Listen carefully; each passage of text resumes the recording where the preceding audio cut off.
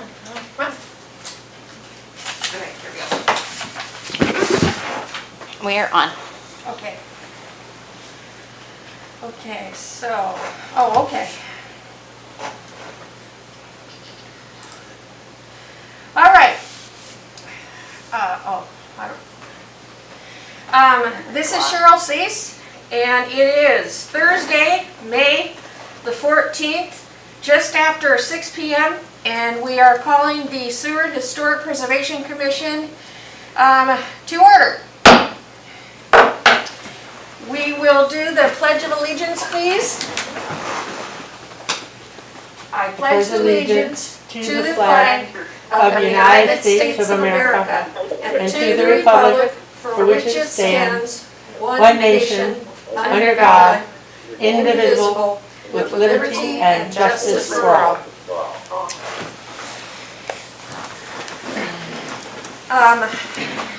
Do you want me to go over an Chair overview? Stoller, could you do a roll call, please? Yes. And then do you want me to go over excuse an me. overview of instructions? Yeah, just a moment. Everybody put your phone on mute.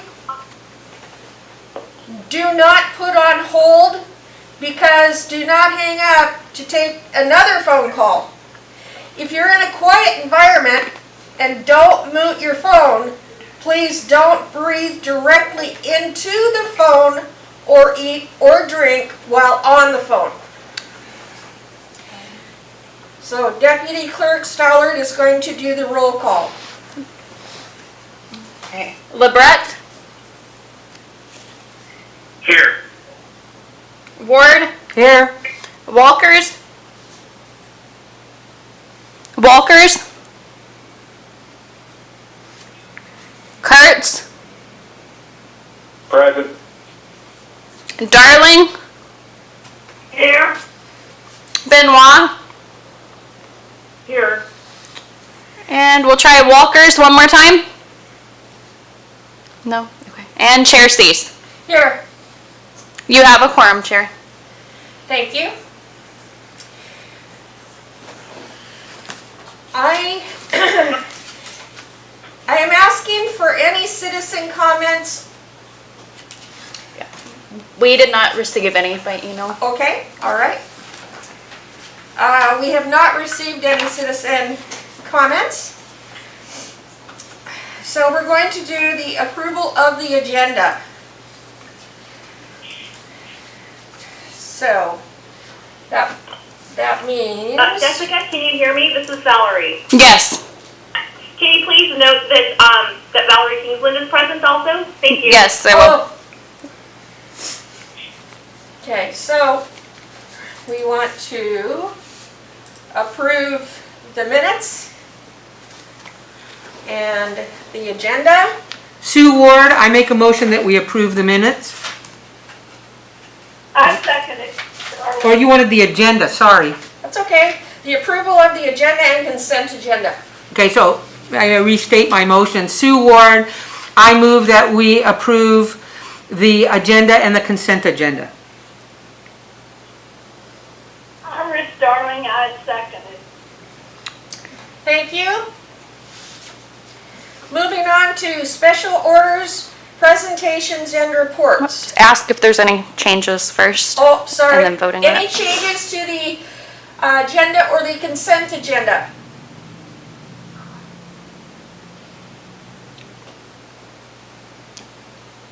Hearing none, we'll move on to special Voting for a orders, vote. presentations, and reports. Vote. Oh, sorry. It's okay. Okay. All right, voting on the approval of the agenda and consent agenda. Ward? Yes? Lebrecht? Yes. Darling? Yes. Benoit? Yes. Kurtz?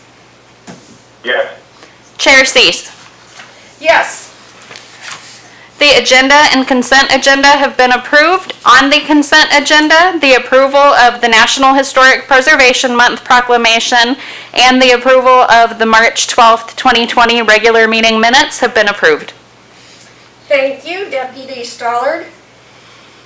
All right, moving on to special orders, presentations, and reports. Proclamations and awards, we have none. City administration report. Valerie? No report, unless anybody has any questions. Hearing none, we'll move on. Chair report. I will be glad when we are beyond the limitations of the COVID-19 confinement. Moving on to the Jesse Lee home. I spoke with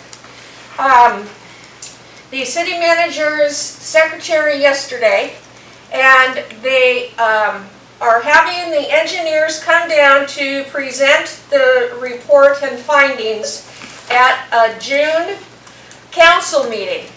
And once that's determined, I will be notified, and at our next meeting, which will be in June, we'll either have information, or if it occurs at a city council meeting before our June meeting, then I would recommend those that are interested in knowing about or knowing the report to attend, or if we're still on virtual, attend virtually.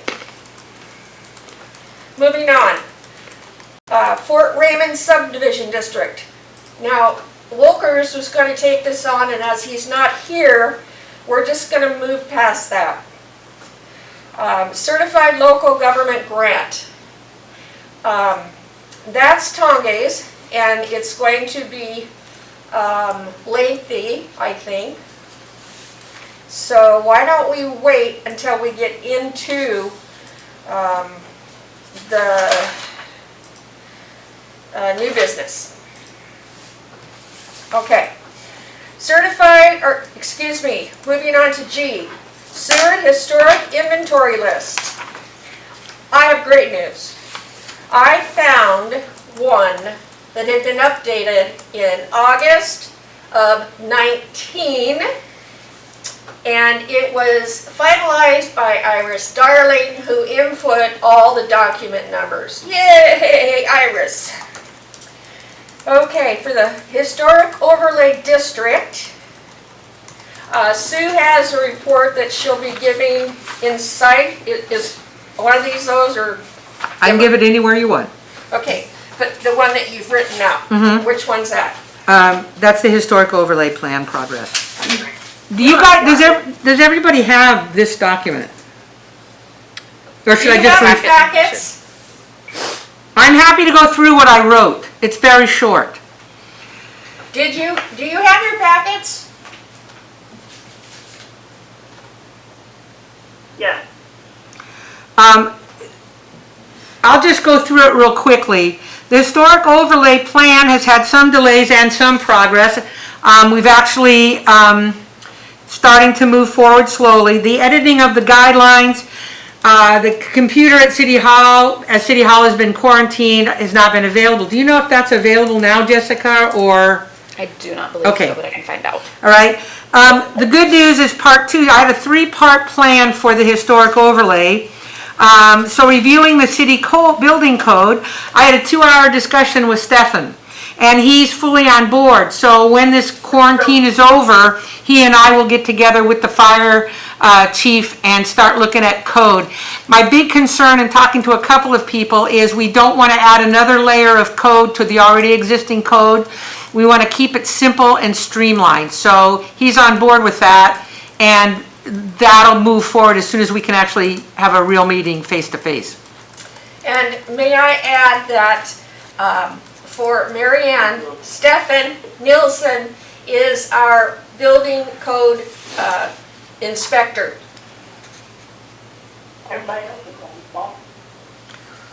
Okay, and so part 3 of my plan, so there was the guidelines, there was the city code. The third part was developing a grant library for historic district owners, because historic buildings are real expensive, and we wanted to offer some financial assistance to people in the historic district. And I don't know if you folks are aware, but KMTA put in a $750,000 National Park Service grant, and I listed several buildings in Seward as part of that grant. What will happen with that is KMTA will come up with their own grant process, so each of the individual owners of the buildings and other people on the Kenai will have to submit their grant requests. But that's the kind of thing I wanted to do for historic buildings. The other thing that came out of that is we got in touch with Todd, what's Todd's last name? Anyway, the guy who owns the Orlander building had a tour of it. So he's part of that, see if we can get him some construction money. So the guidelines why they've been delayed due to the quarantine have not stopped completely, and I think we have a lot of support in the city of Seward for a historic overlay for downtown. Done. Okay, moving on to Rockwell, Kent. Again, that would be me. Whoa. Everybody, is Sue talking at a speed you can understand? Yes, and I can. Okay, For me? okay. Well, I talk really fast and I'm muffled, so that could be bad combo. Well, can I suggest a master muffling a bit, but To do what? maybe you could lift talking.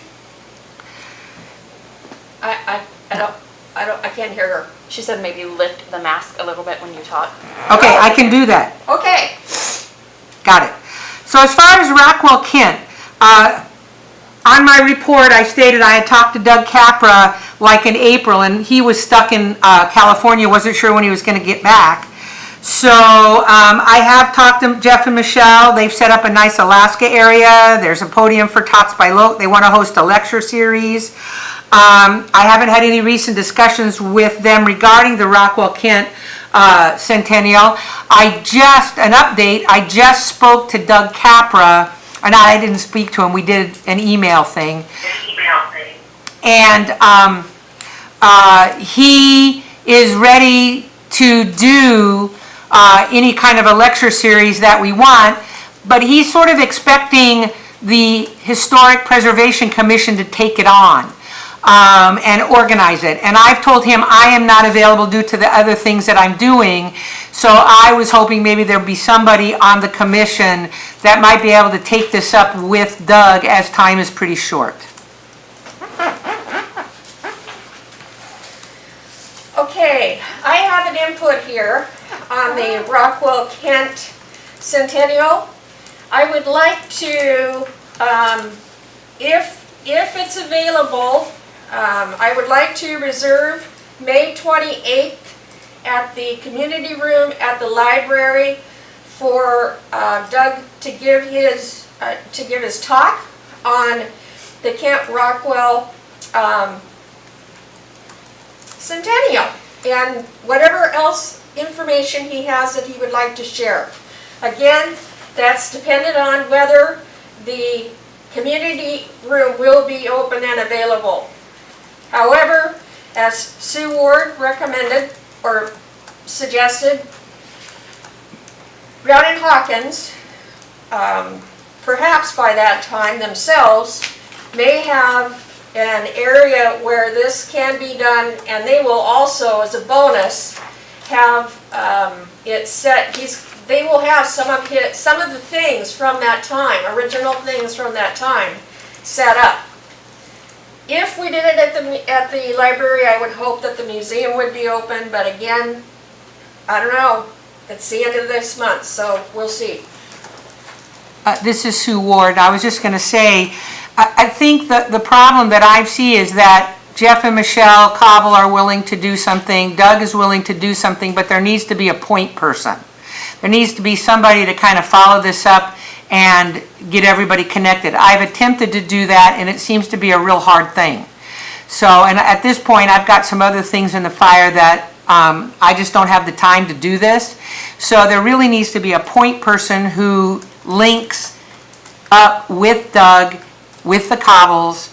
I've talked to everybody, but nobody seems to want to talk to each other. So I'm trying to get myself out of the middle of it. Valerie, do you think the community room would be available that date, or is the library and museum still going to be opening? Thanks for asking. I really appreciate that. So we are repurposing our meeting spaces, and we won't be offering them for public use for quite some time. We have a temporary public access computer and some equipment set up in the community room, and we're reusing the meeting room for our own purposes. So we're just gradually opening up services, and we're modifying them for the social distancing and to limit contact. So I don't have like a firm estimate when this might be, but there's still a lot that we're kind of waiting to see what will happen in Alaska. But I appreciate you asking. And certainly, send an email with your proposed dates, and we can always flag it for, if it's not May, for later on this summer, and follow up on it when we do resume those types of services. Thank you, Ms. Kingsland. This is Chair Cease. I will take on the duty of coordinating with Michelle Cobble, Brandon Hawkins, and Doug Capra to see if we can get this thing off the ground Thursday night, the evening of the 28th, so that it's still in the historic month of May. Oh no, excuse me, August 28th is what I'm talking about. I apologize. Okay, now that I've confused everybody. So this is Valerie again. If I can just share, seeing my librarian and museum hat on, that we have, Elena's been working on a Rockville Kent window display using a lot of Doug Capra's materials, and have made arrangements with other museums and institutions to put some images on display. But we're not going to put that up because we don't want to encourage people to when we do start some limited services, we don't want to encourage people to stay, so we can continue to bring people into our space to provide other services. But at some point, that will be on display. I just don't know what the timeline will be for that. But just to let you know that we have plans for that as well. Valerie, this is Seward, and I just wanted to say thank you for that. That was something that we had talked about a year ago, and I'm just real excited that you followed through up on that, and I just want to say a huge thank you for that. Oh, well, it's really, the thanks really goes to Elena for doing all the work on it. So the whole time that we've been closed, we've been so busy, and she's been working on that as well. But we just don't think it's the right time to actually put up the display. We want to do it when people can enjoy it. So we're looking forward to being able to do something a little bit more. That is just outstanding. Thank you both. Outstanding. So this is Chair Cease. Ms. Kingsland, do you think that by the 20th? Okay, just a quick reminder, when you're not speaking, please put your phone on mute. The background noise is a little distracting.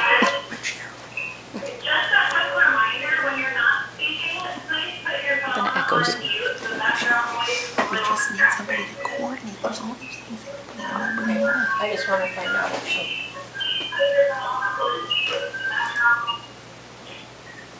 This is Tangi. I have a question. Okay, Tangi? Let me ask you this question. How well can you hear me speaking right now? Perfect.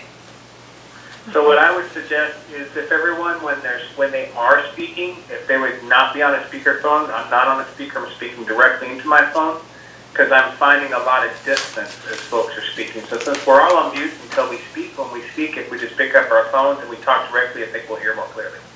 Just a suggestion. Thank you, Tangi. Good suggestion. Ms. Kingsland, do you think that we'll still be on this, for lack of another description, lockdown by the 28th of August? Thanks for asking that. I really appreciate it. So I've been advocating for libraries and museums to be able to open safely across the state. And I've been watching national trends, even some global trends. And right now, so the National Library in China has just started to open by reservations, and they're very strict about it. an art museum in Germany just reopened with also really strict social distancing and some protocol and procedures in place. There are libraries in the nation that don't plan to reopen their meeting spaces for the remainder of the year. I think we're all kind of waiting to see, how the next few months go before we really look at reopening our spaces and allowing that usual interaction that we might expect in a library and a museum. So I'm planning for the long term, not really knowing exactly what to expect, and we're trying to do it as safely as possible and making safety of our community, our patrons, visitors, and staff the top priority, but still be able to move forward in some way. So I'm updating our website as things change, and we'll be putting out press releases for actual services when those begin. I'm hoping which will start next week. And trying to stay, in communication as much as possible with the public, but it's also a challenge as well. Does that answer your question? Yes, it does, and it's absolutely appropriate in all the steps and cautions that you are taking, and I appreciate the work you are doing in keeping the public informed of the steps that are available and what they can do through the library, online even. So, Great. thank you, Ms. Kingsley. Oh, you're welcome. Absolutely. That's what we're here for. So we're trying to do our best. Moving on to page 2, public hearings. I don't believe we have any. Unfinished business. So these were postponed from the March 12th meeting. So, number 1, well, the only one actually, approve the National Historic Preservation Month proclamation. Which was approved on our consent agenda. Oh, that's true. Okay, I do have one comment on this though. Deputy Clerk Stoller, can the original please be done in color? Thank you. Okay, now, moving on to other new business items. We approved the meeting minutes, discuss an open house in May. We've been discussing that, so that is an ongoing. Cease is going to try to get that off the ground. Okay, plan for Holden Park beautification. Mary Ann Benoit You skipped one. And submitted a report. you skipped one. Pardon me? Review, revise, and update online Seward historic preservation information is the next item. Oh, and then I had I'm a question so sorry. about. Okay, now, okay, go ahead. I had a question about the open house in May of 2020. I know we've been talking about it for a while, but with the pandemic, it's going to be hard to find somewhere to have it. And how are we looking at doing that? Is it going to be virtual? I mean, there's only a certain amount of people that can be in a room together, if at all, right now. So I don't know if it would be worth discussing moving the date just because of everything that's going on, or how we want to do that. So, this is Chair Cease. My thoughts are to combine this with the Rockwell Kent Centennial. And I realize that we're talking about August and Historic Month is May, but because of this virus, everything has changed. And I would imagine that by August, Brianna and Hawkins will probably be up and running. They're going to be up and running pretty soon. Yeah, so, and Doug would have plenty of time. I don't know, what do you other commissioners think about that?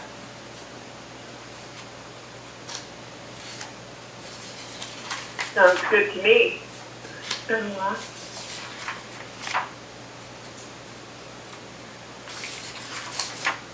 Anyone else?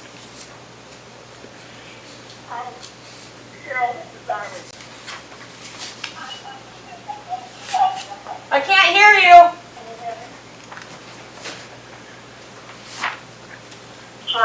Yes.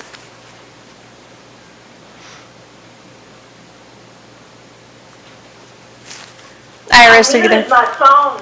Can you hear me now? Yes.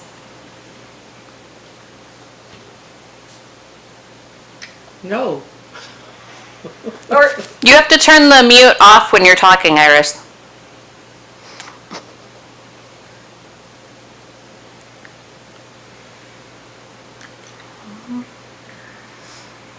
Iris? Okay, can you hear me now? Yes. I think it's a good idea probably to move it. Yes, can you hear me? Yes, we can. I think it's probably a good idea to move it, but moving it all the way to August seems a little drastic to me. All the way to August. And I can't answer for what's going on in Seward right now. I plan to come back the middle of June.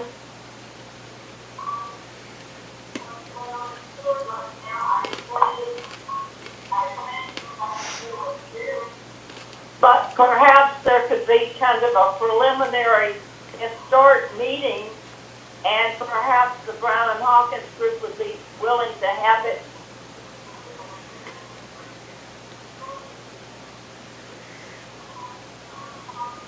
Comes and goes. In their building, in their new situation, maybe the 1st of June, which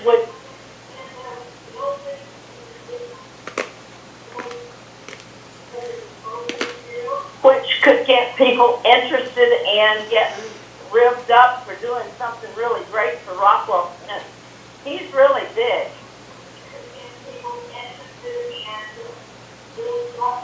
So are you suggesting then that we would have a 2-part series on Rockwell Kent? So, are you suggesting that we would have a 2-part series on Rockwell Kent? No.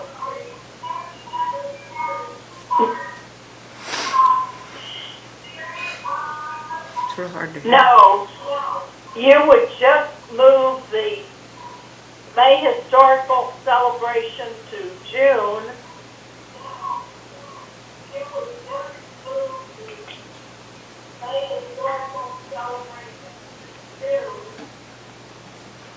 Are you trying to Maybe watch have YouTube at the same time? Afternoon tea or something. Yeah. Iris? Going.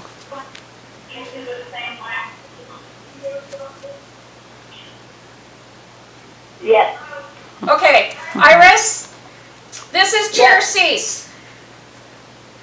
The 28th of August is the actual centennial, and Doug Capra, who is going to be our speaker, is very passionate about us celebrating on that day. And having it at Brown and Hawkins, they're already setting up for him. It'll be set up all summer, one of the windows, and we will be serving refreshments. I'd just like to see the May celebration get postponed 3 months. Iris, this is Sue Ward. So you're suggesting maybe we do something more preliminary in June? I mean, I think what I hear Cheryl saying is that they want the main celebration in August, but that doesn't mean we can't do a couple of talks or something in a lead up to, as long as Jeff and Michelle would be open to that. Would that be satisfactory? Yeah, we were talking about the main thing that we were going to have at the library, which the library is not going to be open for. That we can maybe do that in one of the towns downtown. Even Urbex might be interested in getting involved with this. The more people we get involved with this, the better off we are. All historic. Yeah, I believe that that's kind of what Doug wants, but we need a point person, someone who is willing to kind of follow up on that. I mean, Rockwell Kent is a real big deal outside of Seward, and we seem to be a little lackadaisical towards them, and I think this is our time this summer to shine if we can work around all the elements. You know, the museum is doing something, library is doing something, Brown and Hawkins. We just need somebody to coordinate it. But you guys are doing a good job, and I'm in favor of whatever you do. I just was making a suggestion. Yeah. I appreciate your input and suggestions, Iris. I'm just going to throw one piece of caution out here. Seward, in fact, America is not open and operating as usual. We are opening slowly parts of our city. So, you know, I think at the earliest we could do this would be the middle of June. Just because of where we're at.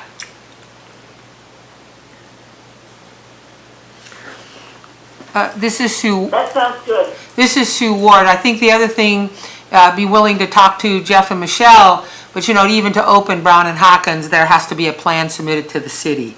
So, you know, I think we just need somebody to follow up on it, and I think probably all or most of these things can happen. Do I have any other commissioners that would like to comment?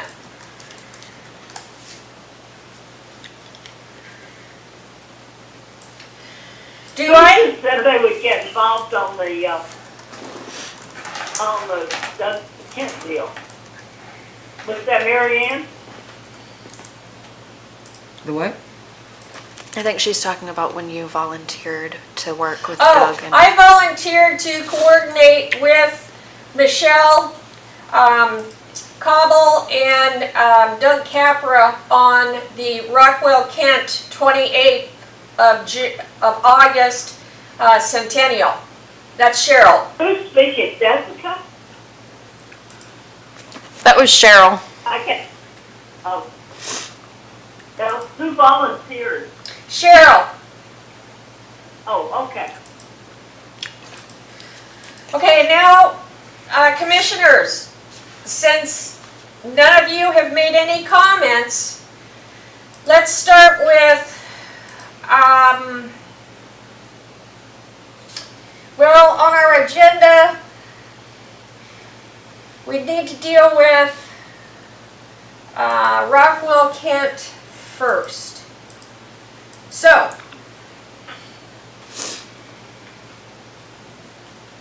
I need a motion, perhaps, wait a minute,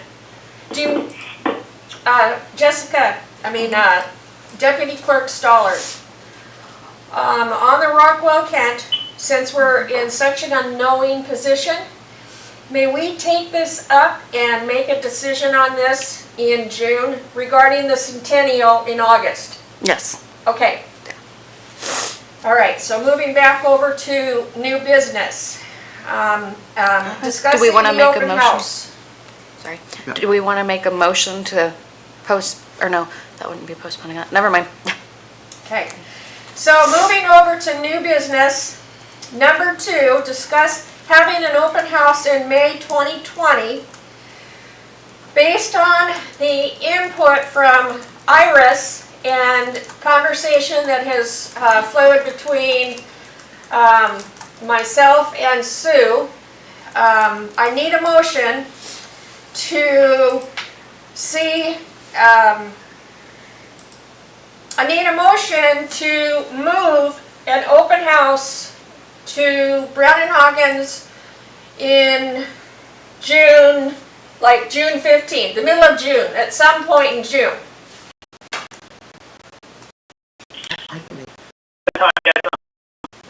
This is Sue Ward. Thank you. Vote. Okay. Okay, so, sorry, I'm voting. So then, is there any discussion on that item?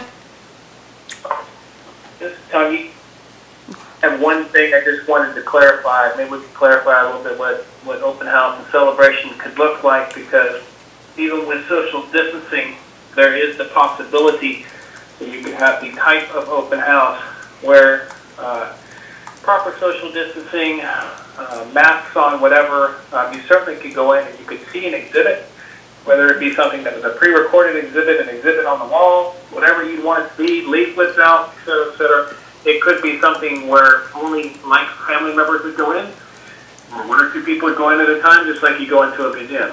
So I'd like to know a little bit more as we look at it, what an open house could look like. But when you say the term open house, you think about a bunch of people congregating. It does not have to be. You could have people filing in and out. With us having some verification, who's coming in, who's going out kind of thing, it could still be a neat event. Thank you, Tangi. Is it all right to define that? I guess we need to define that now if we're going to do this the middle of June. I've already moved to move it till June. I have no issues. This was a discussion, so I'm not altering anything. I'm simply saying it's just a thought process I needed to note somewhere. If it's more appropriate to note it at a later time, I can do that as well. Okay. Thank you, Commissioner LeBrecq. Do we need to vote? Yes. Okay. On the motion. Okay. Well, the motion's been made. So voting on moving the May 2020 open house to June 2020 at Hawkins. Kurtz? Yes. Ward? Yes. Did Fred ever come on? Okay. Benoit? Yes. LeBrecq? LeBrecq? Yes. Darling? Yes. Chair Cease. Yes. This motion has been approved.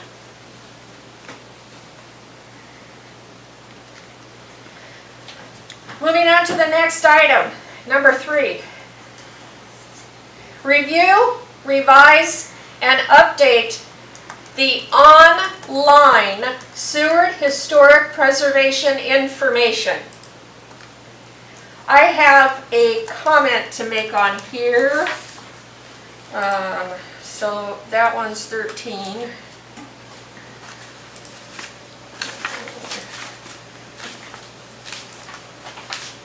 Okay, so you're over here. Okay. Okay, so do you guys have your packets? All right. Yes. Okay. All right. So at the very top, under the title, Seward Historic Preservation Commission, there's a sentence and then a sentence, and then it gets into when we meet. And by city code, we are required to meet at least twice a year. However, currently, our commission meets once a month on the second Thursday all year.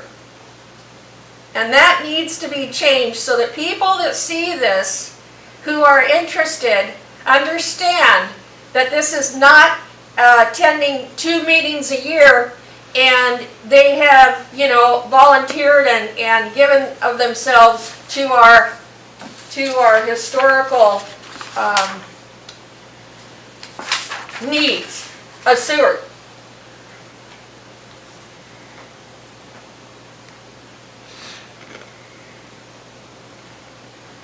Do I have any input?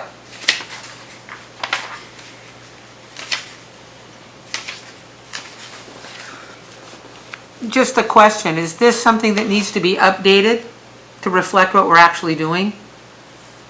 Then we probably should update it, I would Yes. think. Yes.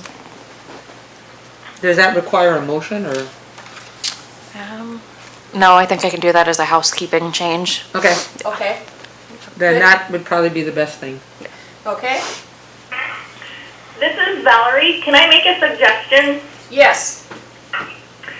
So instead of trying to maintain the same information on both the City of Seward Historic Preservation webpage and on the Historic Preservation website, you might just keep some of the, some of like the information about operations on the city's Historic Preservation webpage. So you only have to update one page, and then maybe keep the historic information website. Hope that makes sense. I appreciate your input, Ms. Kingsland, but I don't agree. I think the timing of meetings is important on both sites. Valerie, could you just explain a little bit more about what you said, what you meant by operations? I'm not clear. I meant things like the commissioners, so you're not having to do a lot of redundant work, or somebody isn't having to do a lot of redundant work and try to remember to update both. I have some experience managing websites and building them and designing them, and that's a frequent frustration. If you have duplicate information in two places, it's very easy to forget to update the information in all those places. So what you can do is you could provide a link to the webpage that has like the meeting information, the recording information, the information about the commissioners on. You can provide a link to that webpage on the website. That's a great suggestion, but I'm going to stick with my desire to have our meeting times on both. I do agree that we don't have have to have all the other information there that whoever's in charge has to keep up with. I just want the timing of the meetings to be on both. Right. No, it was just a suggestion. Yeah. Who's responsible for updating those things? This is Commissioner Ward. Deputy Clerk Stollard. Okay.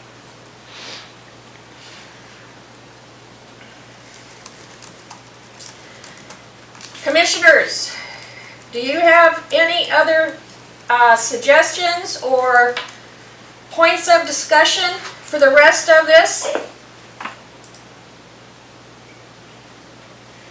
Historic webpage? This is Commissioner Ward. Is there anybody on the commission that works with Deputy Clerk Stollard to kind of make sure the information? Is there anybody who has been assigned that task?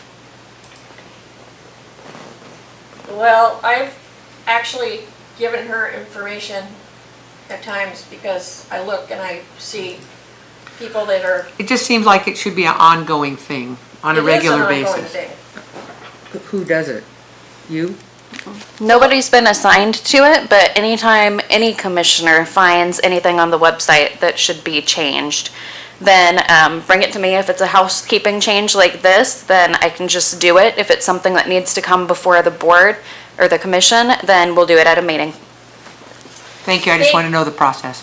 Thank you, Deputy Clerk Stollard. Okay, if we have no more discussion on our web pages, then let's move on to the plan for the Hogan Park beautification. And Mary Ann, on page 15, has a nice report here. Mary Ann, would you like to read your report? Or give your report? Sure. Yeah. At our last meeting, we talked about the fact that Hogan Park used to have historic lilac trees, and that those had been removed, I guess, during the time that the Sea Life Center was redoing their parking lot. So Commissioner Brett Wolkers had brought up that he knew where there were several historic trees now that could potentially serve as replacements, or maybe we could go and dig up one of one of those trees, historic trees, and then plant it at Hoban Park. And this would all be dependent on if it was acceptable to the landowner or where the trees are, but he wasn't sure exactly who the landowner was at the time. And so one of the things that he was going to be doing was to check some of the city records and try to figure out who that landowner was. That was our next step. I'm not sure if he was able to do that because, obviously things were closed with the pandemic. I did try to contact him yesterday to find out if he had made any progress on that, and just was not able to reach him. So I'm not really sure where we stand on that part. But I know at the time, our discussion, some of the other commissioners liked this idea, but people expressed some concern about if we were to do something like that, would we end up killing a historic tree? And so nobody wanted that to happen. So one of the things I did last week was I got in touch with a professional forester that I used to work with, Mitch Michaud, and I asked him, what is the chance of success of doing something like that? And he told me that he thought the chance of success is probably very good because lilacs are pretty easy to transplant and have it be successful. But the key thing to make that work would be to do what he was calling root pruning. And so what you would do is you would go out to where the tree is, and you would basically take kind of like a flat spade or shovel, and you would dig down kind of like a straight trench. It goes down about a foot, and you make this big circular trench around the tree, and you go out about 3 or 4 feet from the tree. What you're doing is basically cutting the roots in this big circle around the tree.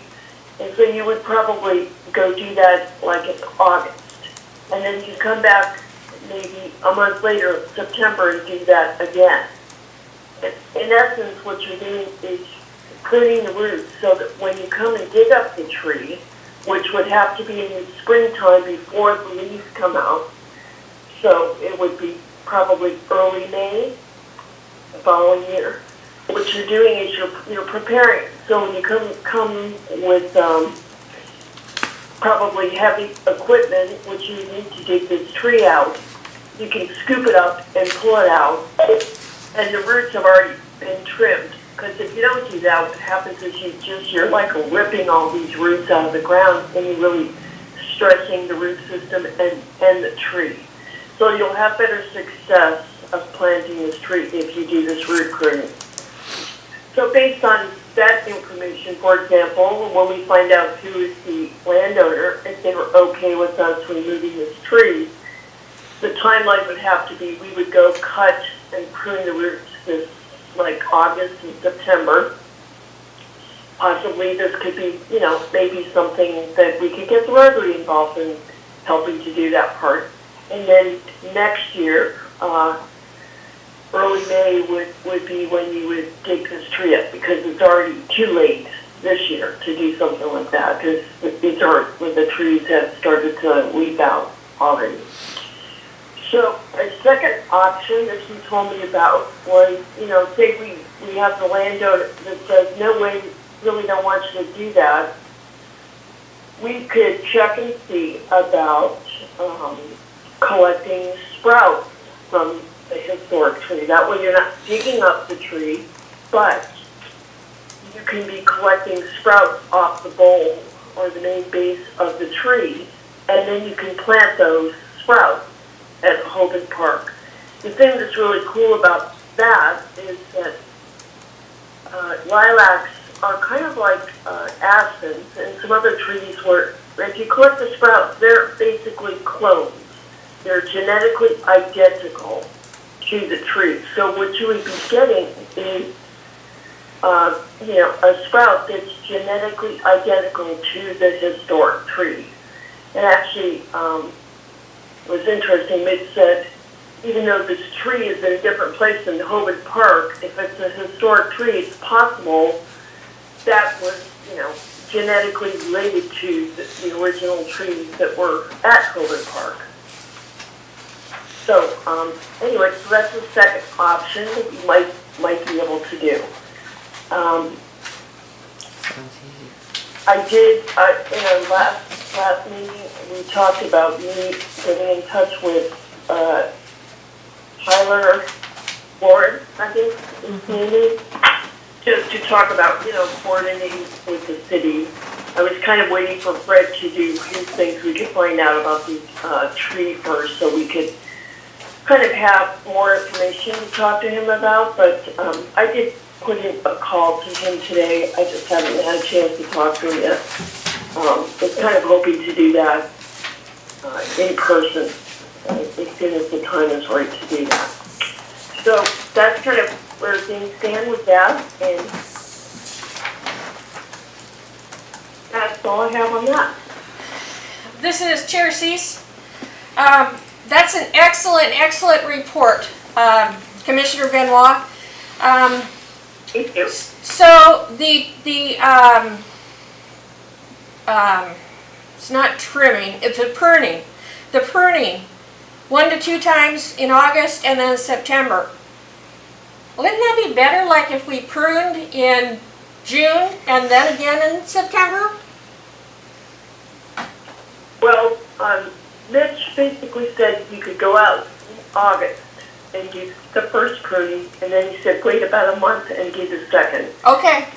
So I can talk to him some No, more that's as he okay. gets down, but my impression was go once in August and then go in September. Yeah, we'll go with his advice because he's the professional. Commissioner Ward? Commissioner Benoit, I did forward an email from Linda Lasota regarding the original fence for Hovind Park that evidently Park and Rek had in storage. Was there any follow-up on that? I know they were cleaning it out, and then that fence belongs to us. I don't think she knew anything about that. So I personally did not follow up on that, but since I have a call in to speak to Tyler, if he would be the person that would be aware of that. If he's the Park and Rec guy, I Yes. believe he would be the one you needed to talk to. It was just something that Linda forwarded to me, and I knew you were working on Hovind Park, so I forwarded it to you. They're doing a clean out of a warehouse, and the old fence, the original fence, was put into storage there. And Linda Lasota did indicate to me that belongs to the Seward Historic Preservation Commission. That's our fence. Commissioner C. Yes? Oh, this is Iris Darling. I have a question about the Hovind Park situation. For years, God bless Linda Lasota that she watered those plants 3 or 4 times a week, which desperately needed it. Is there any reason, or have we, I know we discussed it in the past, are we on the watering situation that Parks and Rec, when they water the rest of the plants, they cannot water Hovind Park?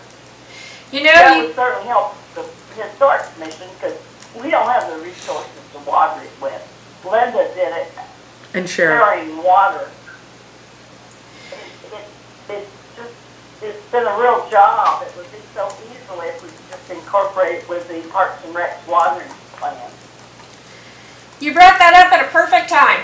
And I can really relate because I've been doing it for the last 2.5 years, and it's not 3 or 4 times a week. It's every day. And they take a gallon each, and sometimes, depending on how hot it is or how windy it's been, you have to water even more. So anyway, I wrote to to Tyler Florence, and I asked him about the Parks Service doing the watering, because I had heard from someone that they planned on doing that. He's gotten back to me today and said that he has not heard that. So he's going to look into that and get back to me to let me know whether that's going to happen or not. The second thing, go ahead. It just seems to me like that to be part of their duty and not ours as a commission, because that is really kind of a, why do we separate Holman Park about not getting water? So this is Valerie. I can provide some historical context for this. Thank you. Is that okay? Yes. Okay. So the grant, the Holman Park beautification project that was through SCLG grant did not include maintenance, and Parks and Rec or any other city department had not been consulted. So there was no plan on how to move forward, who is going to maintain, who is going to care, who is going to plant, who is going to deal with the planters, who is going to water. So based on my experience over the past, since 2014, hearing the complaints about it and commissioners struggling to deal with this, it's been my recommendation that if you're going to do a grant project, that you consult with the other city departments that might be impacted, so you can coordinate and plan for these types of things, so the Historic Preservation Commission doesn't put themselves in this position again. And so I'm really glad to hear that Tyler's being contacted and there's effort, being made to coordinate with other city departments that might be part of whatever projects are moving forward. That's all. Thank you, Well, Ms. it is a Kingsland. That's watering- great. It is a watering situation. It is part of the city of Seward, and they have the watering truck. We don't. Okay, Commissioner Darling, what Ms. Kingsland just said is true. And this is why it's been so difficult for us to get the Park Service to help us with the watering. And until or unless we do, we must do it. Now, I have done it for the last 2.5 years. I'm broke, so I'm probably not going anywhere again this summer. So, I'll do the purchasing of the flowers, the planting, and, I'll do the watering unless Tyler comes through. Now, I have last year's receipts for the flowers here with me tonight. And we spent about $100 and almost $30 for everything. And, I don't know if it's going to be the same price or a little more, but we do have it in our budget. And May is planting month, the end of May. So either the end of May or the beginning of June, I'd like to get the pots done, which means that I need to have the commission approve of this.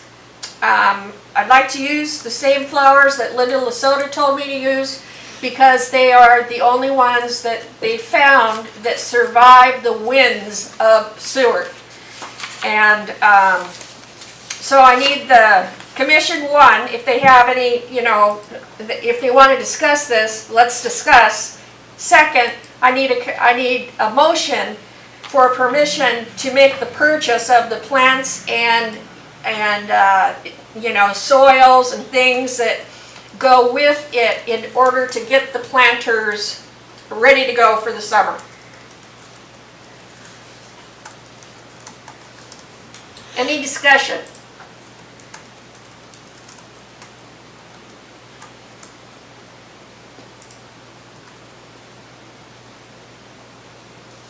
Yeah, this is Commissioner Benoit. So it sounds like you're willing to basically purchase all the materials and do the planting and the watering, in which case there's probably no reason for me to approach Rotary to do that specific thing, but possibly I could talk to them about assisting with like the root pruning in August and September. That would be great. That would be great. Okay.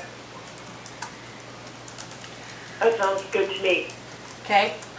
So I just want to clarify, when I say I have the receipts from last year, and I need your approval, the commission's approval to go out and purchase again, I get reimbursed for this. This is not money I'm spending out of my pocket. It comes out of our budget, which we have. So again, if there's discussion, let's have the discussion, except for watering. You need a motion. Yes, I need a motion to get what I need to get the planters planted in Hoban Park. How much money? Well, it's about 130, but I don't know it'll be the same this year. This is Commissioner Ward. I move that we set aside $150 to be spent by Commissioner Cease to plant the urns at Hoban Park. Spend no more than $150. Is there a second? I second it, Irene Garland. Thank you.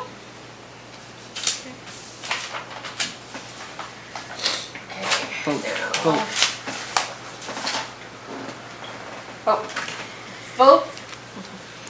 Okay. Setting aside $150 for cease to use for Hoban Park. Darling, Yes. Benoit, Yes. Ward, Yes. Kurtz. Kurtz.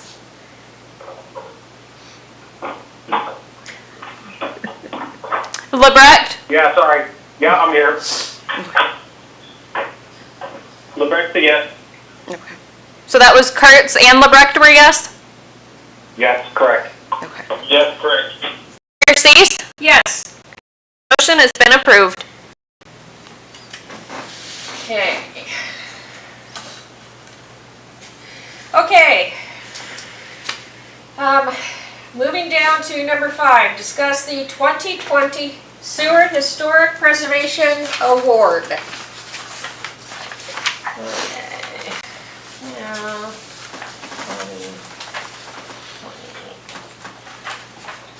20. Okay. All right. So we all know that this year everything got thrown off. So at our last meeting, or maybe February's meeting, we moved Brown and Hawkins Award to June. And I would like to do the same thing with John French.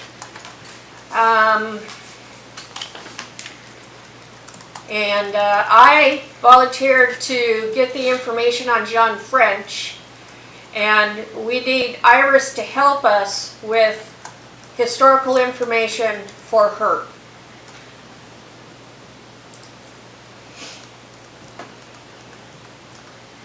Also, nominations must be submitted by April 6th.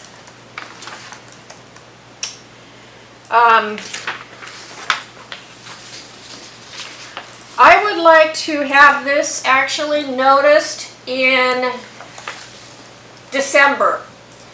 Everybody knows we're coming to the end of a year. We're getting ready to move into a new year. And I'd like to notice the public about historic preservation awards.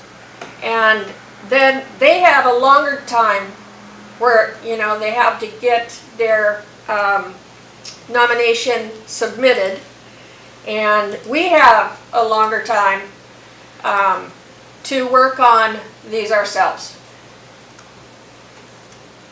So, I need a motion if, oh wait, do we have any discussion?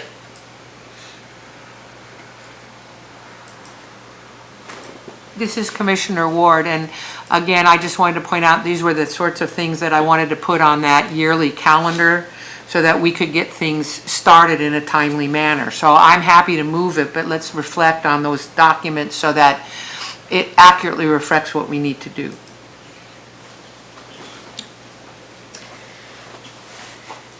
Any other commissioner?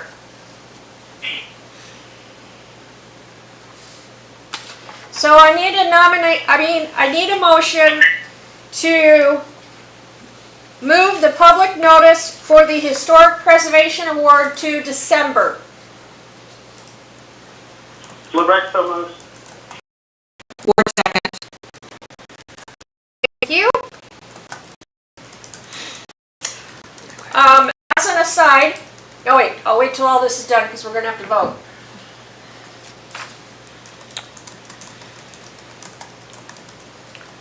For those that can't see, Jessica's typing really fast.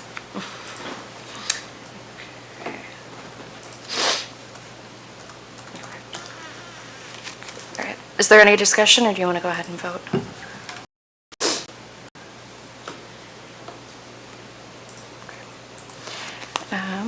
So voting on moving the public notice for the Historic Preservation Awards to December. Ward, Yes? Benoit, Yes. Darling, Yes. Rekt, Yes. Kurtz, Yes. Chair Cease. Yes. Okay. This motion has been approved. Before we move on, as an aside, I have a list through 217. I'm not sure how far back it goes, but all previous Historic Preservation Award winners, and it's pretty interesting. Pulaski has now received his third. Oh. So I meant to make copies and bring that with me tonight. By the June meeting, I will have that to Jessica, and she can include that in our packet. Or maybe we should just even wait. Why don't we just wait until December? Yeah. Could you make a note of that for me, Stollard, Deputy Clerk Stollard? Thank you. Okay, so now wait on. We had to back up because didn't we have the grant for the, as far as the order, this is a little off. So what are we doing about this year's Historic Preservation Award then? Are we extending the nominations, or are we not doing it and then just having another one? This is where we're doing Iris and French. Well, no, because the Historic Preservation Award is where the public can nominate people, you can nominate people. That was ending April 6th. Do we want to push that deadline back for the public? And to when, if so? Oh, okay. And I have a little memo on it on Okay, page good. 16. Okay. Okay, yes. Okay.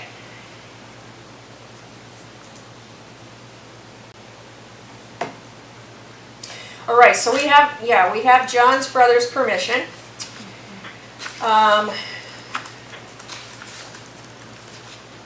Okay, so he's June, Iris is June. So you're confusing me.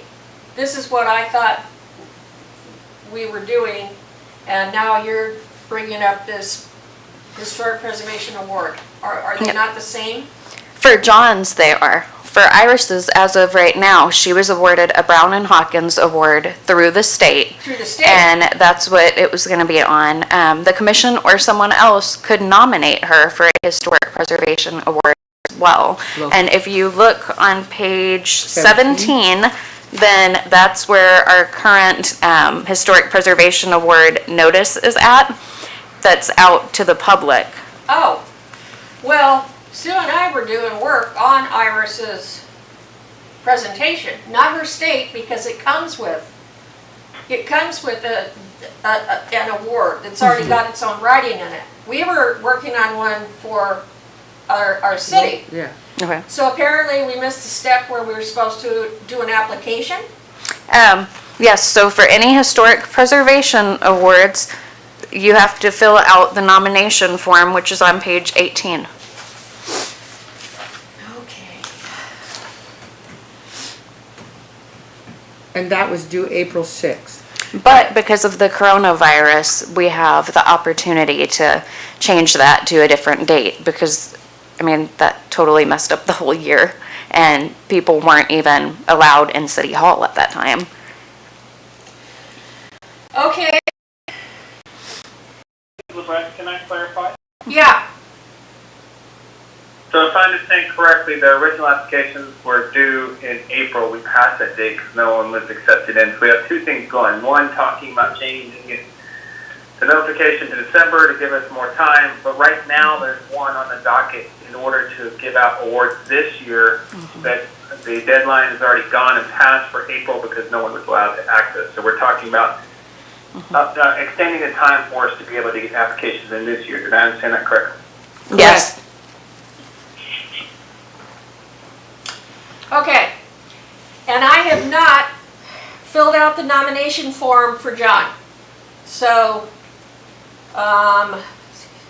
so I need, I guess, I don't know, do we have a due, can we make the due date, you know, by the June meeting?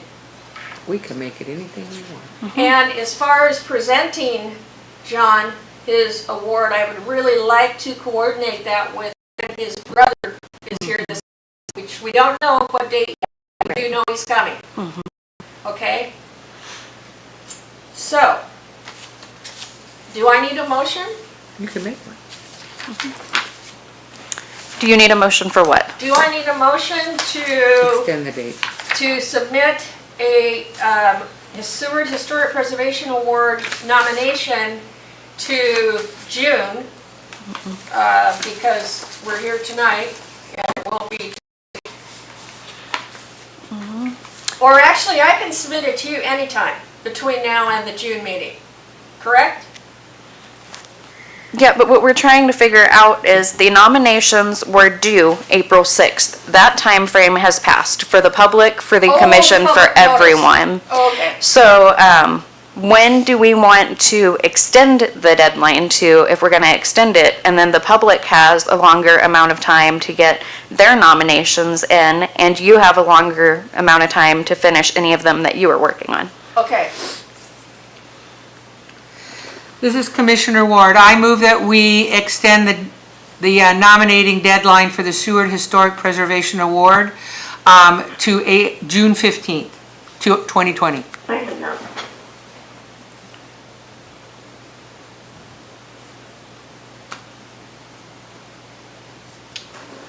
Jessica is currently writing. We're waiting on a second. Well, I thought Iris seconded. Yeah, I seconded.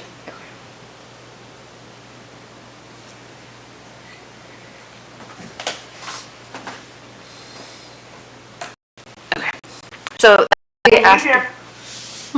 Yes. Okay. So that will be after our June, so then the awards would be coming back to the commission at the July meeting, when they normally come back in June, which is totally fine, but I just wanted to point that out. Okay, yeah, I may be speaking out a little out of class here, but both you and I are flattered. We had a call from the state saying we were receiving this state award for what we had contributed to the historic things of Alaska. And I am very flattered, and then I got this from the city. So I'm really not sure what's happening here, but we're just flattered that we get these awards, and we do care about Alaska. So that's all I've got to say. I don't know where we're going with it because we're traveling. It's kind of confusing. So I just wanted to throw that in. Okay, thank you, Commissioner Darling. Okay. Voting. Vote. Oh, yes, vote. So voting on extending the HP award nomination deadline to June 15th, 2020. Benoit, Yes. Ward, Yes. Darling, Yes. Rekt, Yes. Kurtz, Yes. Chair Cease. Yes. Okay. This motion has been approved. This is Chair Cease. I want to add that in the event that John French's brother is here before the July presentation, I would like to have the commission's permission to present that to him then. Are we allowed to do that? Valerie, maybe you can help me out on this, since this is the first year I'm doing this. But normally, doesn't it come as a resolution before the commission to have approved the nominees for the award? And then it's presented the month after that, right? By the city council. Yes, you're right. So it actually is going to be, so you will receive the nominations, and then the commissioners would review those nominations, usually by a work session. Sorry, it took me a moment to remember what they're called. By a work session, and they're noticed in a packet, so the public also can see those and can provide some comments and feedback on those as well. And then once the commissioners decide who to award those, give the award to, then that is done by resolution in a meeting. So it does take a little bit of planning to get there for the actual award nomination. And then once that is done and the resolution is passed, approved and passed, then it will be changed into a proclamation of the city council. So it doesn't require a resolution at the city council level, but it would be done as a proclamation. I hope that made sense. By the city, yes. Okay. So it has to be at one of the city council meetings. But I'd like it to be at one of those where Fred's brother is here. John's. Excuse me, John. Ms. Kingsland, Yeah. do you find our timeline realistic? What was the date again? You were thinking in June?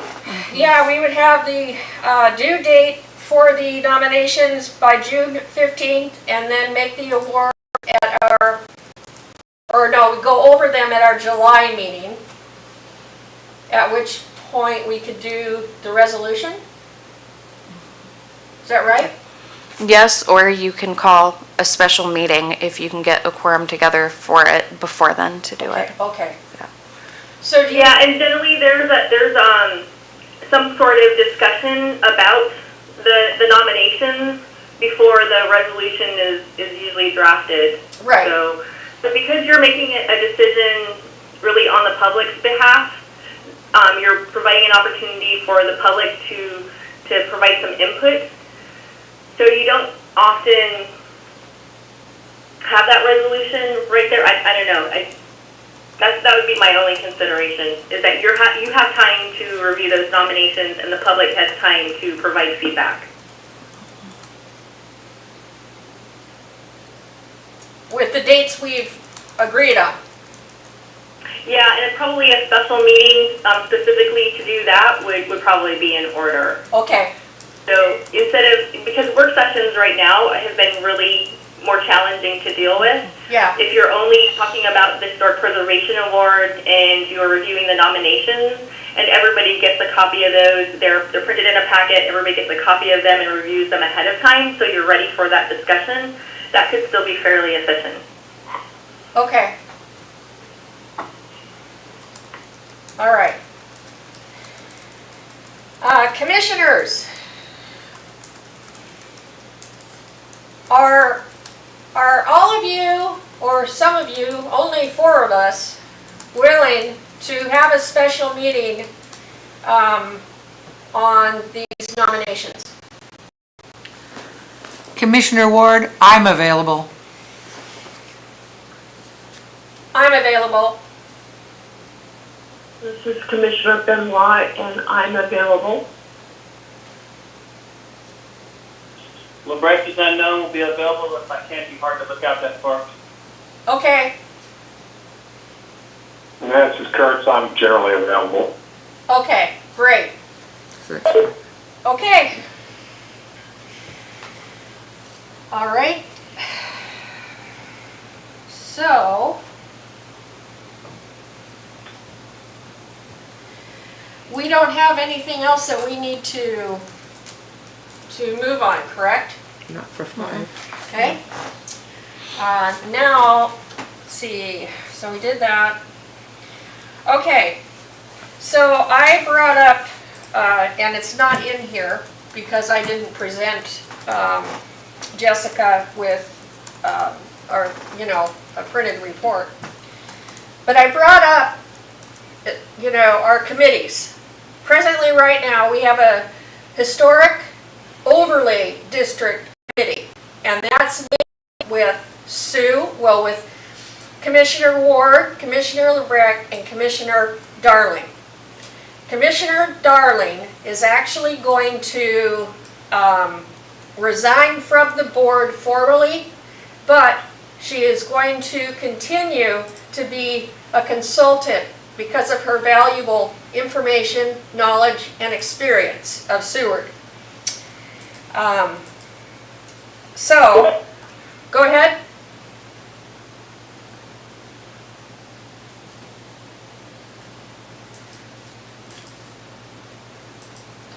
All right, so we need that, and then when we get to LeBrec's talk on 8, I want to talk about another committee there. I think we need to establish like maybe 2 more, maybe 3 committees. Because we have a lot of work, you guys. And so anyway, I'd like all of you to think about that. And at the meeting, I'd like us to decide what those are and to vote on those. So that's my input right now. I just want you to think about creating committees. Okay. Can I make a suggestion? Yes. So postponing that to the June meeting probably wouldn't hurt, just because at the May 26th council meeting, the HP applicants that have turned in their application will be coming before council. So Okay. if we have any new people coming on, then that would be around the time they'd be coming on, and we do currently have 3 applications in. Yes, okay, perfect. Commissioner Ward? The other thing I'd like to say is the Historic Overlay District Committee that's a big project. I could certainly use help, editing guidelines. I'm already talking with the planning and zoning and the building code people and with the KMTA on granting. But I'm basically now a committee of 1 because Iris is outside. Tongi, you've got a project. The CLG grant, which I'm going to assist on, but I think what we need to do is look where we can spend some time, and I could certainly use anybody who can edit. That would be real helpful. So I'm just making a plug for my committee. I'm willing to volunteer to help work on that. You are hired. Thank you, Commissioner Benoit. And I'm so glad that Vice Chair Ward spoke up, because she's been carrying a big load for some time on this. And Here, here. I just want to say, though, we're making progress. I'm a fast talker. We're making progress. Okay. I'm willing to working with you on that. Great. Any other discussion on the committees? Okay. So next we're going is number 7. Do we want to Discuss- make a motion to postpone that discussion till June? Oh, yes. Thank you, Deputy Clerk Stollard. I need a motion to postpone discussion and decision on these committees to the June meeting. Okay, that's my motion. I second it, Iris Darling. Thank you. Okay. So voting on postponing establishing committees for the Historic Overlay District and working on grants to the June 11th meeting. Okay, I need to make a correction. We may have more than just those two committees. So, yes, the Historic Overlay Committee, so those are the two that we know about, but I'd like my motion to be discussing and deciding What committees? needed committees. And I'd like to leave it at that because there's a lot of pieces that we're working on that we need to get going on in an organized fashion. Can you get out of that? I can try.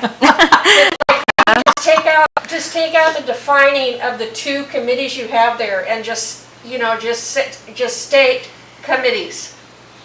Okay, so we can't postpone an item that we don't have, but we can make a totally new motion, so I'm gonna give this a shot and see how this works. So the new motion is discuss and decide needed committees for the Historic Preservation Commission at the June 11th, 2020 meeting. Perfect. Okay. Alrighty. Lebrecht, Lebrecht again. Benoit, Yes. Darling,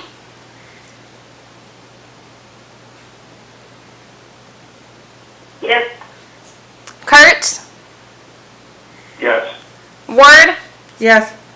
Chair Cease. Yes. This motion has been approved. Okay, moving on to number 7. Discuss working with Kenai Mountain, Turnagain Arm on grants. And this is a report that Vice Chair Ward has submitted. Page 19. Page 19. Just a little background on this. Jessica, who is the executive director of KMTA, I did a favor for the cable house and met with her on a very blustery day back in the fall because Kenai Mountain Turnagain Arm National Heritage Area actually paid for the signage out in front of the cable house. I spoke at length about our idea of historic overlay for downtown and she was very excited. So let's fast forward to about a month ago and she contacted me regarding a meeting that Commissioner Lebrecht and Chair Cease also attended via Zoom. That was my first Zoom meeting. Actually, might have been that cocktail meeting, but anyway, my first Zoom meeting. And the other participants were folks from Whittier, from Cooper's Landing, from Hope. And just the purpose of the meeting was to assess whether there was any interest or need to submit a grant to the National Park Service for construction on historic buildings. And of course, we all pounced. Jessica and I believe it was Catherine, her grants person, have submitted a request to the National Park Service for $750,000. It does cover the entire Kenai. So we do, there'll be, I think the Whittier people, when one of those big buildings in Whittier wanted to turn it into a museum. There was some interest in the museum in Cooper's Landing. Pardon? Anyway, Jessica contacted me and we didn't have very much time. We had probably about a week to get the information to KMTA as far as our needs of historic buildings in Seward. So I contacted Brown and Hines, the cable house. I encouraged Tongi, even though he was at the meeting. I did not see it as a conflict of interest because that's a significant historic building in our town. Passenger Depot, they need a new roof. I've not been able to contact at St. Peter's, but I did get them on the list. And the other thing that I got on the list was the Orlander building. I have spent a lot of time talking with Todd, and we actually got a tour of the building. What will happen is, because of the big need on the Kenai for historic buildings, Kenai Mountain and Turnagain Arm National Heritage Area submitted and asked for the entire $750,000. What will happen as part of their grant is they submitted a granting program to tell the National Park Service how they will distribute the money. And I understand from Jessica, they will hear at the latest, by late summer, and in terms of their grant submittal, about $520,000 was to go into construction for buildings. The rest of the money was to assist buildings who are not on the National Historic Register to get on the National Historic Register. So it's a significant amount of money. I've encouraged all the people on the list to look at projects, take photos before, and get their costs so that when the call for grants from Turnagain Mountain, Kenai Mountain, Turnagain Arm National Heritage people, when the call for grants from them, we can get our submissions in real quick. But this is kind of what I wanted, and I've talked it with Jessica at length, as a long-term project as part of the historic overlay to find granting opportunities. I've already had the passenger depot ask for a second one to get the building painted, but there's a lot of grants out there, and just begin to build a grant library so that we can assist people in the historic overlay district who own historic buildings and that are expensive can get opportunities for grants and to get those buildings in shape. I want to assist because it's cheaper to knock them down than it is to fix them up. So there's got to be, as part of the overlay district, and Kenai Mountain is behind us 100%. Thank you. Can I just say one more thing? Yes. I would like a public record. My niece, who was evacuated out of Benin, West Africa, she, with me, ran around all over town taking pictures. When I couldn't get a hold of St. Pete's, I couldn't get a hold of the guy who owned the Orlander building, and I needed pictures of the passenger depot. I will like to have recognized as a volunteer who helped me put that together. Thank you, Vice Chair Ward. Any discussion?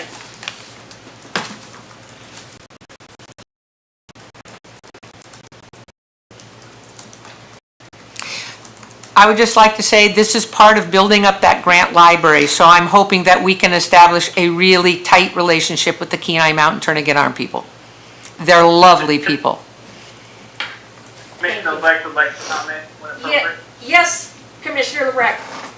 So I'd like to also thank you both for getting that project done. It was very much kind of a lot of stuff last minute, and what's kind of funny is when you hear Sue talk, you know that you think, maybe you assume sometimes that she's in charge, and she went from being one of the participants kind of on this call and on this project to where some people within the project assumed that she was in charge of leading it all.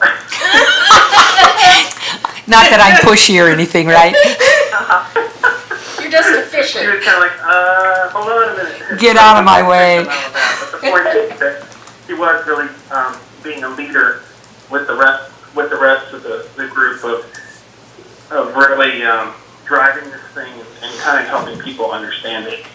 And getting all those photos and everything done, fantastic. So I also want to express a thank you and tell you that was a huge thing, because you're talking about even potentially a lot of money for all the peninsula to improve projects. So big deal. So thank you. You're here. Moving on to number 8. And this is where LeBrecq is going to shine. Discuss the 2020 Certified Local Government CLG Grant. Okay, so first of all, let me plug in because my phone's about to die. And then we'll get started to this at all in midstream here. 1 second, please. All right, so the CLG grant, as you know, is something that we've been pursuing for quite a while. We're working on. we've been less successful in the past. So we received a lot of assistance or just a little bit of oversight and help from Jean Ayers with the state on this grant. She since then has retired, but I'd still like to reflect in the notes that Jean Ayers was quite helpful. She took a look at our last application, made some recommendations, and then really dove in to this current application that we just got approved and really gave some input. I spoke to Judith Bittner, who's the head of the department there at DNR, and she said to me that our application really looked markedly better this time. I also received a lot of help, Commissioners Ward in particular, pieces that I took also from the work that you guys all did on the overlay. We kind of took some language from there, pictures from there, so thank you for that. Help from Deputy Clerk Stallard, also help from Ms. Kingsland, and who worked with the manager. So everybody kind of coordinated together, and I think that they saw that coordinated effort. I hope I didn't leave anybody out. If I did, I'll try to recover from that. I apologize. But everybody helped put this thing together and was very supportive. And the bottom line is that they met as a group, as a state group, and they determined that our project was one of the ones that they would fund. I think the time is perfect, particularly since we talk about it being an economic benefit to the historic. So I think I might even be part of the reason why they approved that. So the project is approved, again, with the main parts of it being that we're going to produce signage similar to what's in the front of the cable house here, nice signage that will last a long time, appropriate posts that will also weather. They sit there for the next 100 years. And we'll have signage put in, and then we'll create a walking tour to go along with that. There will be a committee needed, of course, for that. It's not as easy as it sounds to make the wording for these signs to make it all fit a template. I did get some amazing news, which was I was doing a little bit of research, and I spoke to Lee Gillespie, and he mentioned to me that there was a current walking tour that was a pretty good one that was set up a few years ago, and all that information is in some newspapers that he deposited at the museum. So if we can locate that information, he suggested that a lot of the write-up work on the same structures that we're talking about has already been created, and that would save us a lot of time. So I was very excited about that. But the bottom line is that the grant was approved, and we will have the money needed to purchase the appropriate signage, the poles, get those installed, with some help from volunteer hours, which will count towards the project because it's a matching grant, and with some support from everybody in the commission, and hopefully some other people that might join the committee on the commission to help dig holes, whatever it might be. I think that we're going to do an amazing project, and we're going to end up with a actual walking tour, the most important part of that being with some signs that will stay, that will be attractive, that will be contiguous, that will look the same. And all this work that we've done to put this together should come to fruition. The contract is in 4 months, they're a little behind. Once the contract comes out, then work can start, and then we'll have the balance of the year to get that work done. But my goal is, I think it should be our goal, as you mentioned, to be done before the next tourist season, so that it will draw some folks here. So, pretty excited about it. A lot of help, a lot of work, great coordination, and it is approved. This is Commissioner Ward. You left out. And that would be yourself. You've pushed this for the last years, and you've done a really good job. Well, thank you for that. But it's a pleasure. I look at it as a way that we can all really work hard at something that, you know, will leave a legacy, and I think it'll get us really create. It's not even a legacy. It's just really building momentum for folks really seeing historic preservation for what it is, and that is enriching our town and also creating an economic benefit. Thank you for that. Commissioner Ward again, and I was wondering, Commissioner Benoit, do you think Rotary might want to be involved a little bit in that? As a matter of fact, I need a note with 3 stars on it saying that potentially Rotary could be involved as volunteers who are putting up the signs or, just whatever needs to be done, because I know that when you gave your talk for Rotary about this project and about just walking toward, people were really excited about it. So I think that, I can't speak for them right now, but my guess is that they would be excited about participating. So I think that they would be a good source for future volunteers on that. I concur. They really received my presentation really well, so I think we need to put them on the horizon for assisting us with this project. And this is Deputy Clerk Stallard. One thing to think about, I know we moved deciding on the committees until the next meeting, so you'll have a little bit of time to think about it. But one way that council does their ad hoc committees is they direct the clerk to solicit interest from the public, and then they vote on who the committee members are going to be, and they set it at a certain number and then decide at a meeting who their committee members would be based on whoever turns in an email or a letter showing their interest. This is Chair Cease. So they have to, like there were 3 of us commissioners on a committee. They can come on. That doesn't count as another committee member. So it would be a separate ad hoc committee for the CLG grant. It could consist of the public and commissioners, as long as it's no more than 3 commissioners on there. When you're running those meetings, they don't have to be noticed the same way that public meetings do for commissions and boards. Okay. But the clerk's office could still help you with monitoring those meetings and keeping everybody in contact with each other. Okay. That sounds great. Outstanding. Thank you, Clerk Stallard. This is Valerie. I had a couple comments and also a question, if that's okay. Yes.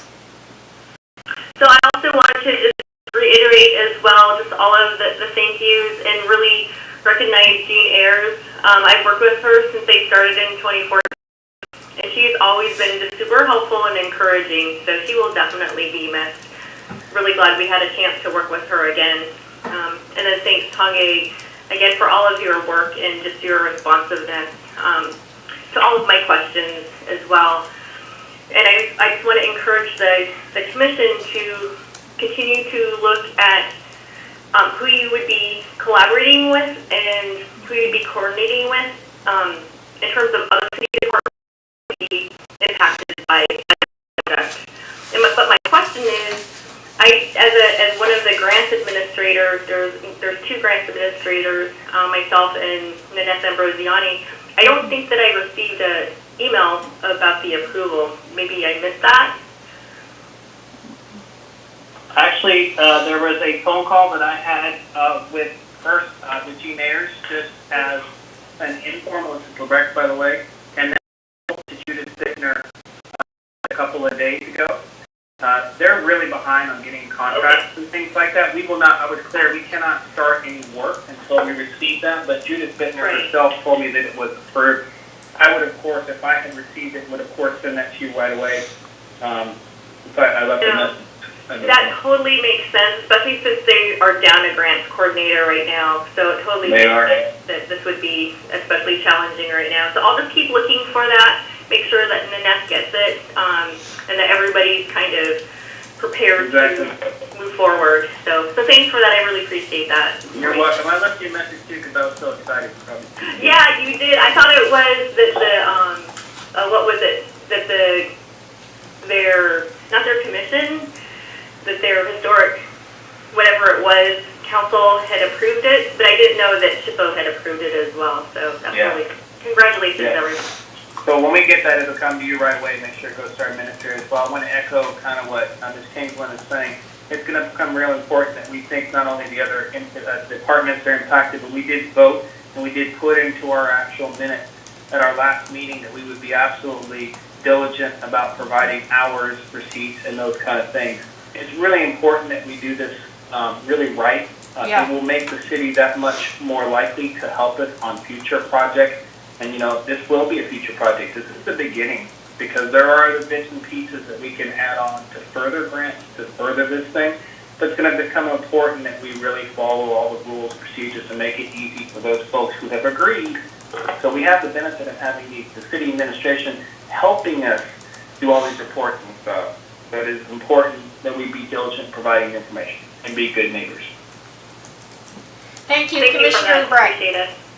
And thank you, Ms. Kingsland, for that input, and then again for the reminder, because as you well know, not coordinating with those that are affected and city officials or departments has created bad blood in the past, and we don't want to do that at all again. So thank you. Any more discussion on our CLG?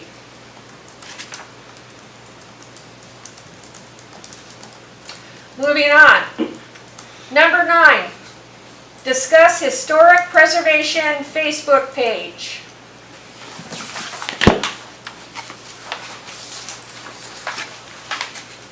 Okay, yeah, this is Mayor Commissioner Benoit. So the situation is, at our last meeting, we discussed creating a Facebook page for education, awareness, and community support for our commission. And we approved that and said that I would work with the clerk's office and the MIS to figure out the details of how we could create this Facebook page. But then soon after that, this pandemic hit and everything kind of went on hold at the time. So I talked to Brenda this morning to just kind of get back to getting a better understanding of where they're coming from regarding this Facebook page and what things are important to think about. And so in talking to her, what she said was that, the Facebook page is simple and straightforward to put together, but because it would be an official City of Seward page, there's things that have to be considered. And it has to go along with the city's social media policy, some of the records retention requirements, and also specifically and most importantly, the Alaska Open Meetings Act. So basically, to do this page, we have to make sure that we're not using the page in lieu of conducting any kind of work that we would do on this commission. And so all of the work, anything that would be posted on this page, basically, we can't be doing anything that should be, I'm probably not saying this really good, but we just have to make sure that what we're doing is not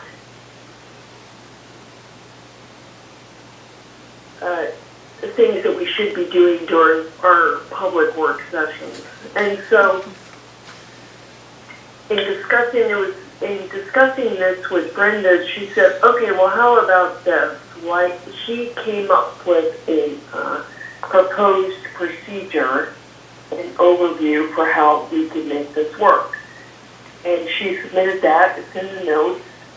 And so this procedure would basically be identifying me as the person that would be the content creator for this page. And then I would submit the content to Jessica, and she would be the administrator for the page. And so every we would have a standing agenda item every single month where I would come to the commission and say, here's all the things that we put on the page this month, and here's the things we're planning to put on the page in the future, and get everyone's input on what kind of things you would also like to have. So basically, that's just making sure that all the business and discussion and ideas about the content for this page is being done at our official meetings. And so that nothing is kind of happening behind the scenes as far as emails, phone calls, etc., like that, to make sure that we're following the Alaska Open Meetings Act. So, if that makes sense, what we could do is look at Brenda's proposed procedure and overview and decide if we would like to make a motion to accept this procedure. I make a motion we accept this procedure. So I just want to clarify real quick.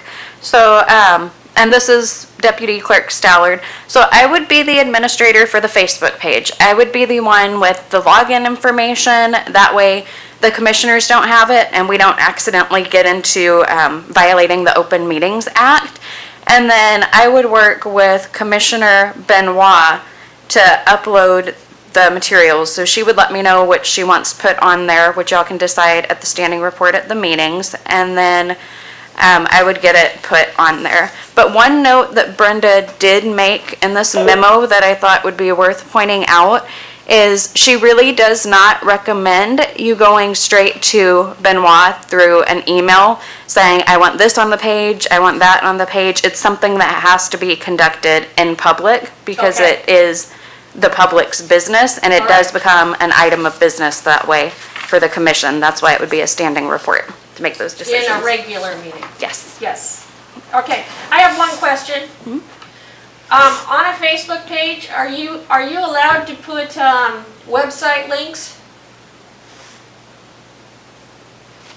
I don't know that I've done that before, but I'm sure I could find a way to. Okay, if so, it'd be kind of cool to have our 2 web page links. Anyways. Yeah, this is Commissioner Benoit. I don't see, I administer a whole bunch of different Facebook pages, and I've got links all over the place, so I don't see a problem with that.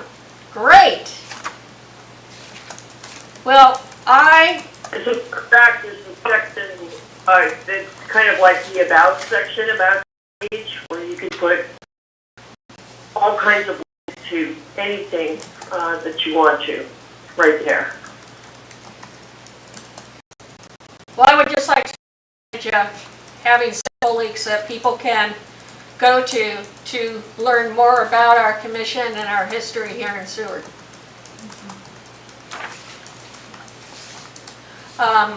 This is Chair Cease. I am going to make a motion that we accept the Facebook approval as supported by Brenda and Jessica, our deputy clerk, Jessica Stallard, with Commissioner Benoit working with Deputy Clerk Stallard to maintain the Seward Historic Preservation Commission's Facebook page.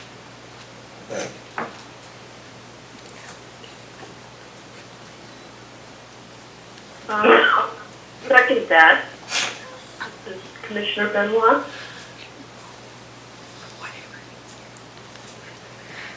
Okay.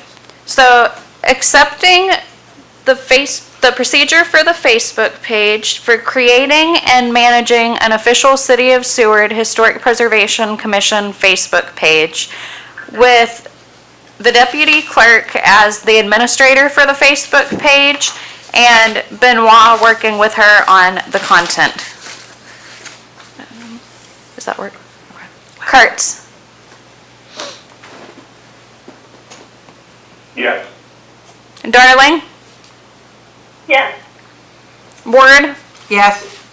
Rekt, Yes. Benoit, Yes. Chair Cease. Yes. This motion has been approved. Okay. Do we have any other informational items or reports? Nope. Okay. We will not have any citizen comments because we don't have any citizens with us in this meeting. So,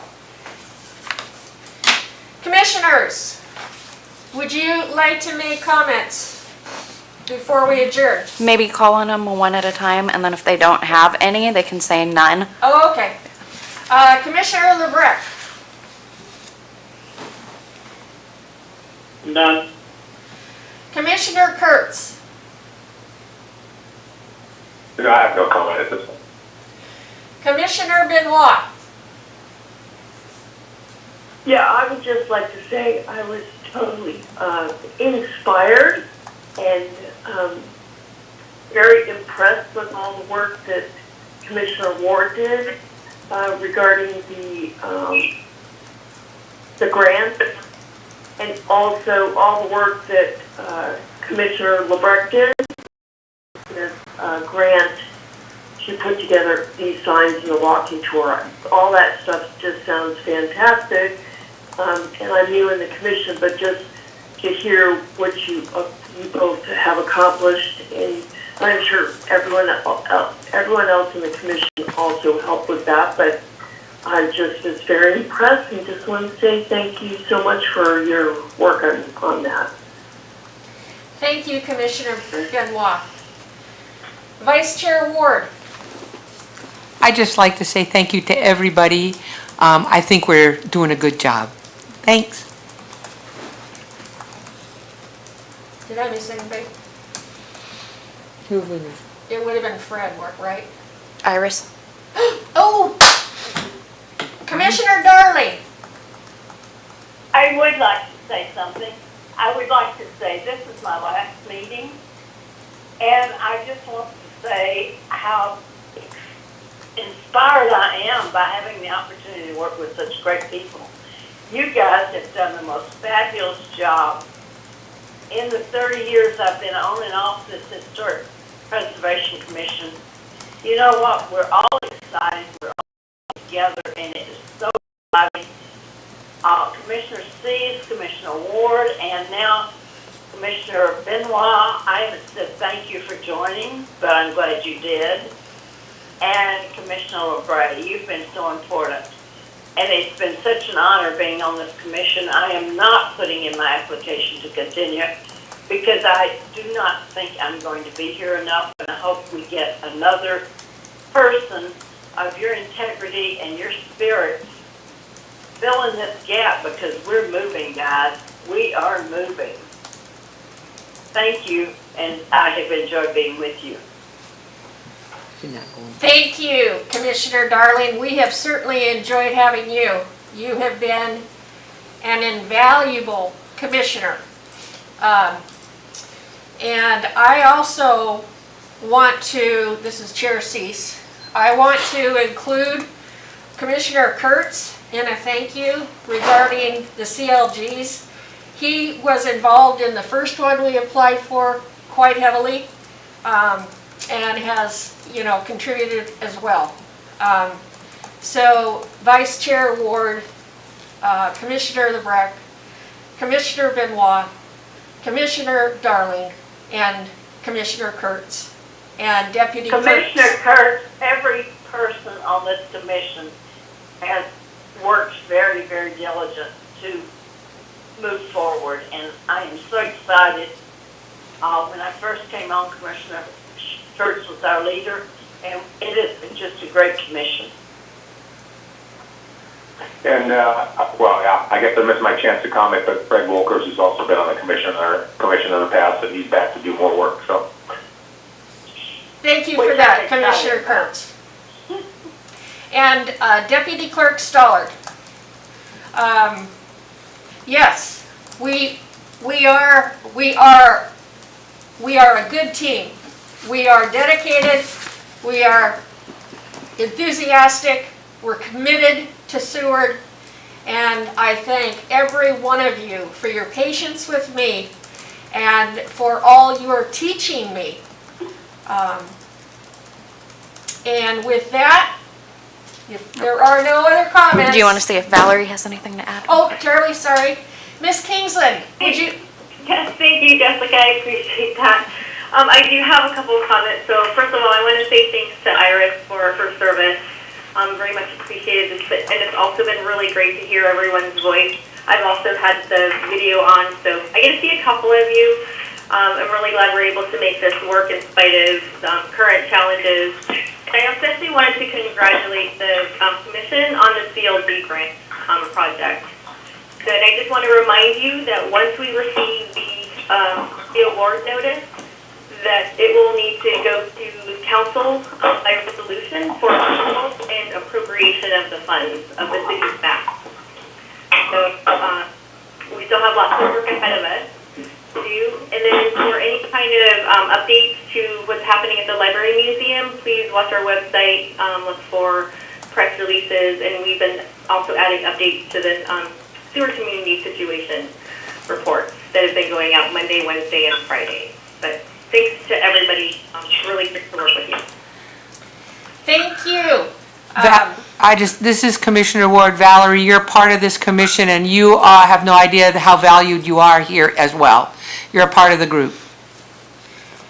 And Commissioner Levesque, here for that, and also one last hurrah for Iris Darling. If you like me, it's her fault. If you don't like me, it's her fault. She doesn't honor the commission.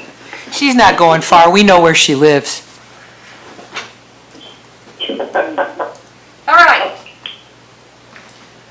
Miss Kingsland, I apologize for missing you. I appreciate that you attended tonight, and I absolutely appreciate your input. I appreciate your guidance and keeping us on track and reminding us of the steps that we need to take so that we are correct in how we apply, not only for the grant, but then how we need to involve the city, and your encouragement to hit the road as soon as the funds are released. And that, and you have given our website so much. You're the one that put all that history on it, and that is absolutely wonderful. That's inspiring. So thank you. And thank you all, commissioners. And with that, this meeting is adjourned. At 8:10. Thank you. Good night. Good night. Good night. Good night. Good night. Take care, everyone. You too.